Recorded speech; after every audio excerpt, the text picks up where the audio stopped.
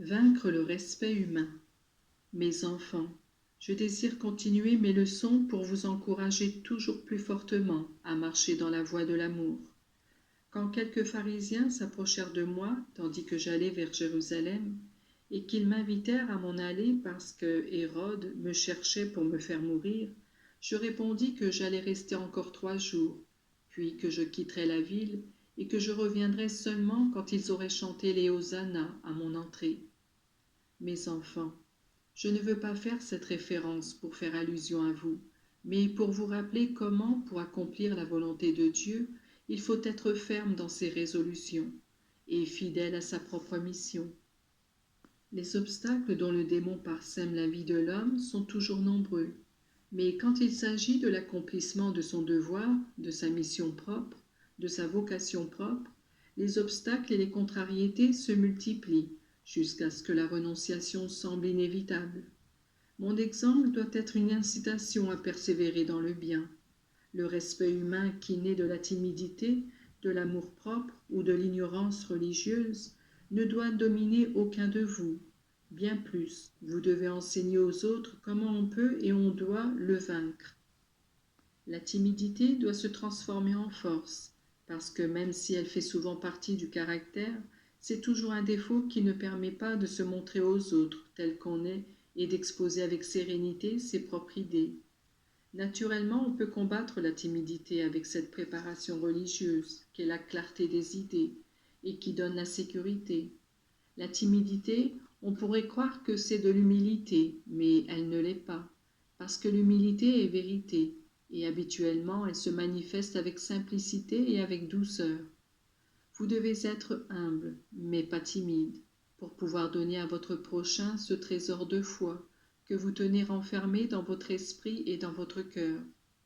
Je vous ai dit aussi que le respect humain peut être causé aussi par l'amour-propre, la peur d'être raillé, de passer pour trop religieux, pour fanatique, pour menteur, fait sonner en quelqu'un comme une sonnette d'alarme jusqu'à l'empêcher d'agir. Là aussi, il faut faire attention, parce que l'amour-propre pourrait vous faire avoir honte de moi et vous empêcher de faire ce bien que je désire de vous. Elle pourrait être dite à ceux-là, ces paroles qui sonnent comme une malédiction. Parce que tu as honte de moi, moi j'ai honte de toi, et je te dis que je ne te connais pas. L'autre motif pour lequel on se laisse vaincre par le respect humain, c'est le manque d'instruction, à cause duquel on n'apprécie pas suffisamment sa propre foi. Est-ce que peut-être un soldat a honte d'être l'ordonnance de son capitaine, ou une dame d'être au service particulier d'une reine?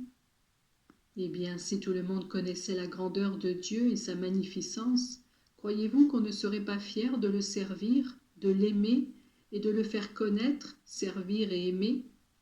Voilà pourquoi j'insiste tant sur ce point, qui certainement tourne avant tout à votre avantage.